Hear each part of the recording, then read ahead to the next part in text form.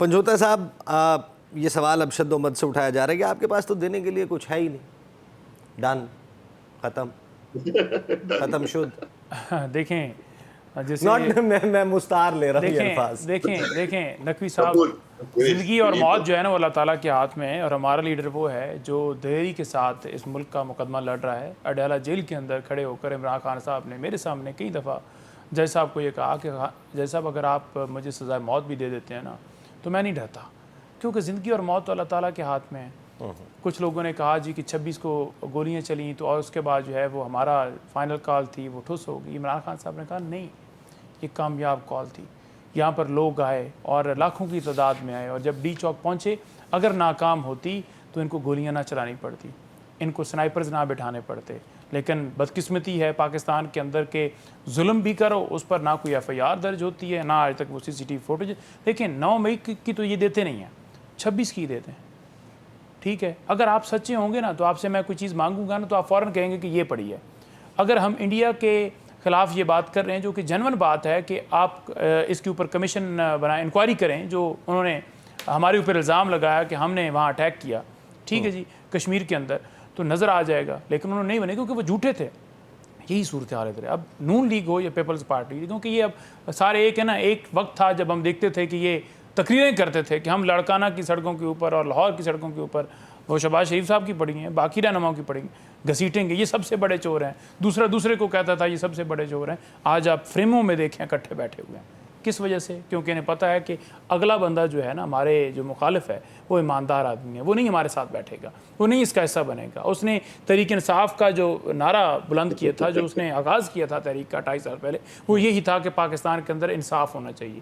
अगर मैंने जुर्म किया है तो मुझे भी सजा हो। ठीक है, गिव एंड टेक को ज़रा एक्सप्लेन करें। जो जुमला बोला है अलीमा खान साहिबा ने, जिसमें वो गिव एंड टेक की बात कर रही हैं, उस पर सवाल ये उठा रहे हैं कि आप NRO मांग रहे हैं। नहीं, देखें कोई ऐसी बात नहीं। उन्होंने बात इस तनाज़र के अंदर की कि आप अदालतों को जैसे यरगमाल बनाए हुए कि अलकादा ट्रस्ट केस की समाअत नहीं लगी, सुप्रीम कोर्ट में आइनी बेंच जैसे बैठा हुआ है, मिलिट्री कोर्ट का आपने फैसला दे दिया। तो उन्होंने कहा कि जो भी चीज़ है आप सामने आके करिए, हम तो कर रहे हैं रूल ऑफ लॉ की बात। आप क्या चाहते हैं? आप चाहते हैं कि पाकिस्तान के अंदर आइन ना रहे, कानून ना रहे, पाकिस्तान आपकी मंशा के मुताबिक, तो खुल के बताएं, नज़र तो आए ना, हमें समझ तो आए। तो उन्होंने इस तनाज़र के अंदर बात की। इमरान खान ने कहा कि 3 वजूहात की बुनियाद के ऊपर अगर बात होगी तो होगी। वो कौन सी वजूहात हैं? उन्होंने कहा कि एक वजह यह है कि भारत के साथ हमारी जो जंग है, दूसरा पाकिस्तान के अंदर अमन वाला मामला है, तीसरा मईशत का है। इन 3 वजूहात की बुनियाद के ऊपर मैं कहता हूँ कि मुल्क की खातिर मैं बात करूँगा जिसमें रूल ऑफ लॉ के ऊपर जो है वो नुक्ता होगा। ये नहीं होगा कि उसके अंदर इमरान खान कह रहे हैं कि मैं कोई ज़ाती डील चाहता हूँ या कोई मेहनत समझ रहा हूँ। तो ये उन्होंने तो पहल कर दी, दूसरी तरफ से क्या पहल आई? तो कौन साबित कर रहा है? हर मौके पर इमरान खान ने साबित किया कि वो पाकिस्तान के अंदर कानून होता ना, तो इमरान खान के ऊपर वजीराबाद हमला हुआ था तो वहाँ पर FIR उसकी दर्ज होती है। फर्स्ट इन्फॉर्मेशन रिपोर्ट ये होती है कि जब आप दरखास्त लेकर जाते हैं, मुकदमा दर्ज होता है, 18 मार्च पे हो जाता है। 9 मई की तो सारी कार्रवाई है ना, सारी दुनिया ने देखी, जिन्होंने पाकिस्तान के खिलाफ एक आखिरी लाइन, जिन्होंने पाकिस्तान के खिलाफ बयानात दिए या पाकिस्तान के खिलाफ काम किया, क्या उन्हें सजा मिलनी चाहिए या नहीं मिलनी चाहिए? बताइए। मिलनी चाहिए। तो जिन्होंने कहा कि मुंबई हमलों के अंदर पाकिस्तान की फौज इन्वॉल्व, नवाज शरीफ का बयान निकाली, दें सजा, मिलिट्री ट्रायल चलाएं फिर उनका। जिन्होंने सुप्रीम कोर्ट के ऊपर हमला किया, क्या उनका मिलिट्री ट्रायल हुआ? ये जो मिलिट्री ट्रायल की बातें कर रहे हैं, क्या नवाज शरीफ को आपने हार नहीं डाले? आप ये शिकवा करते हैं कि आप एहतजाज लेकर आते हैं, आप पे लाठीचार्ज होता है, आंसू गैस होती है। तो ये जो पेशावर में आप लोगों की हुकूमत है, वहाँ का जो लाठीचार्ज और आंसू गैस है वो दुरुस्त है, और जो आपके खिलाफ होता है वो गलत है। ये नुक्ता इन्होंने उठाया, ज़रा कोई जवाब दे दें इसका। इस नकवी साहब, वहाँ पर पीपल्स पार्टी के जो कारकुन थे उन्होंने हमारे कैंप पे हमला किया, आग लगाई, तस्वीरें जलाई, डंडे मारे, हमारे मोटरसाइकिल्स और दीगर जो बैनर्स थे, झंडे को जलाया। तो क्या तहरीक इंसाफ ने कभी किसी के कैंप के ऊपर हमला किया है? ये 9 मई का तो फॉल्स फ्लैग ऑपरेशन है, जिसके अंदर जो है सिर्फ तहरीक इंसाफ को टारगेट किया गया, जिसके सबसे बड़े बेनिफिशरी इस वक्त हुकूमत के अंदर बैठे हुए हैं। तो क्या पीपल्स पार्टी के या नून लीग के या किसी और जमात के जो इक़्तिदार के अंदर हैं, क्या उन्होंने इसकी मजम्मत की है? क्या उन्होंने इसकी मुखालफत की है? क्या इस पर उन्होंने प्रेस कॉन्फ्रेंस की है कि आपने जाकर झंडा क्यों जलाया, आपने जाकर आग क्यों लगाई, वो लोग बैठे हुए थे, वो लोग कैसे वहाँ पर पहुँच गए? क्या किसी ने उन कारकुनों को अपनी पार्टी से निकालने का कोई लेटर जारी किया है? नहीं किया, क्योंकि ये खुद इस चीज़ से खुश होते हैं। जी वहाँ पर बड़ी करप्शन की आवाज़ें हैं, बस 10-12 डंडे वाले आप भिजवा देंगे, पटके उन्होंने डाले होंगे, पीपल्स पार्टी को लगाए होंगे और कह देंगे जनाब क्या माए हैं जनाब, करप्शन के खिलाफ खड़े हो गए। पेशावर में टीचर्स के साथ भी हमने देखा कि ये मामला हुआ था। तो ये जाहिर है कि खैबर पख्तूनख्वा की हुकूमत अगर ख़ुद उसको प्रैक्टिस नहीं करती जो वो डिमांड करती है फेडरल गवर्नमेंट से। नईम पंजोता साहब, जाहिर है कि 28 मई है, एक ऐसा मौका भी है कि जिसमें हम पाकिस्तान के दिफा की बात भी कर रहे हैं, लेकिन मैंने साथ में ये भी बताया कि आज जिस लड़ाई की बात हो रही है, जिसको रज़ा हारून साहब भी एक्नॉलेज कर रहे हैं कि ये तो ख़तरा तो मौजूद है। नरेंद्र मोदी की जो तकारीर हैं या जो इंडिया इस वक्त एक्शन ले रहा है वो महज उनकी इंतखाबी मुहिम नहीं है, वो बहुत कुछ प्लान करके बैठे हैं इंडस वाटर ट्रीटी के हवाले से। अलबत्ता मैसेज यहाँ पर ये नज़र आ रहा है कि अब तहरीक इंसाफ इमरान खान साहब आप लोगों की इस लड़ाई में ज़रूरत नहीं है। बहुत शुक्रिया इस्लाम नकवी साहब, आपने मौका दिया।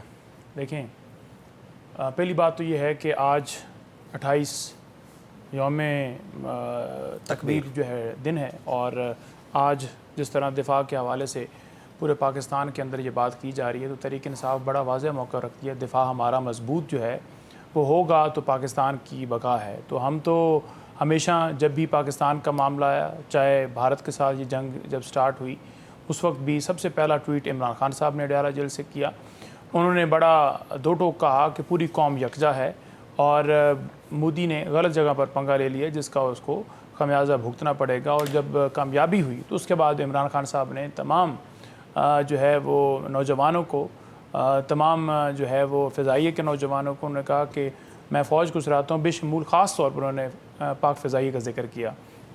तो हमारा मौक़िफ़ तो बड़ा क्लियर है, और ये मौक़िफ़ पहले दिन से रहा है।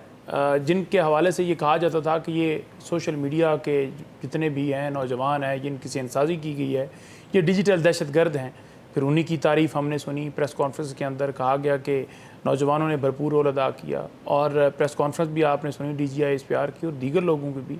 तमाम जमातों ने सराहा तहरीक इंसाफ के रोल को कि जिस तरह इन्होंने पाकिस्तान के, हमारा कोई एहसान नहीं है, ये हम पे फ़र्ज़ है। लेकिन क्या नवाज शरीफ साहब पे फ़र्ज़ नहीं था कि वो बात करते? क्या उन पर हक़ नहीं बनता था कि आप पाकिस्तान के जो है वो शहरी हैं, पाकिस्तान में पैदा हुए हैं, आप इस वक्त इस पाकिस्तान के 3 दफ़ा साबिक़ वज़ीर आज़म रहे हैं, और चौथी दफ़ा आपके भाई हैं, आपकी बेटी जो है वो वज़ीर आला हैं पंजाब की, जिस तरह भी बनाएगी, लेकिन हैं मौजूद तो बैठे तो हैं ना। फॉर्म 47 वाला मामला तो उधर ही है, लेकिन बैठे हुए तो है ना। तो क्या आपका फ़र्ज़ नहीं बनता था कि आप कारोबारी स्टैंडिंग है कि ये फॉर्म 47 का मामला, 8 फरवरी का मामला, ये सब पसे पुश चला गया 10 मई के वजह से? सुन लेने जी, देखें, पाकिस्तान जो है वो पाकिस्तान की आवाम ही है ना। पाकिस्तान का मतलब ये है ना कि एक रियासत है जहाँ पर जो है अपनी मर्ज़ी के मुताबिक मुसलमान जो हैं अपनी ज़िंदगी गुजार सकें, तमाम माइनॉरिटीज़ को हकूक़ हासिल हों। तो वो ऐसा खित्ता जहाँ पर हम अपनी मर्ज़ी से रह सकें। तो आप पाकिस्तान की आवाम को कैसे रद्द कर सकते हैं? फिर पाकिस्तान की 25 करोड़ आवाम को आप निकाल दें तो खाली सरज़मीन ही रह जाएगी ना। ठीक है, तो पाकिस्तान की आवाम को आप कैसे भूल सकते हैं? पाकिस्तान की आवाम ने 8 फरवरी को फ़ैसला किया कि वो किस तरफ खड़े हैं। उन्होंने जब 10 मई आया तब भी उन्होंने फ़ैसला किया। उन्होंने यौम तकबीर डे हो या कोई और 6 सितंबर हो, वो हर जगह पर जो है, ये 14 अगस्त हो, वो हर जगह पर निकलते हैं, आवाज़ उठाते हैं, बुलंद करते हैं, नारे लगाते हैं पाकिस्तान के। तो आप इनको इग्नोर ना कीजिए, ये दहशतगर्द नहीं है। पाकिस्तान की आवाम पाकिस्तान से मोहब्बत करती है, इनकी आपको राय कबूल नहीं है, आपने इनकी राय को मुस्तरद किया है, लेकिन वो राय जो उन्होंने दी है उसकी हिफाजत करना हमारा फ़र्ज़ है, और हम उसके लिए आखिरी सांस के आखिरी कतरे तक पाकिस्तान का हर शहरी जो है वो फ़ाइट करेगा। यहाँ पर ये नहीं हो सकता कि आप जुल्म से अपनी मर्ज़ी के मुताबिक निज़ाम चलाएँ, नहीं। मौला अली इस्लाम का कॉल है कि कुफ़र का निज़ाम जो है चल सकता है, लेकिन जुल्म का निज़ाम नहीं चल सकता। तो हम इंशाअल्लाह ताला लड़ेंगे।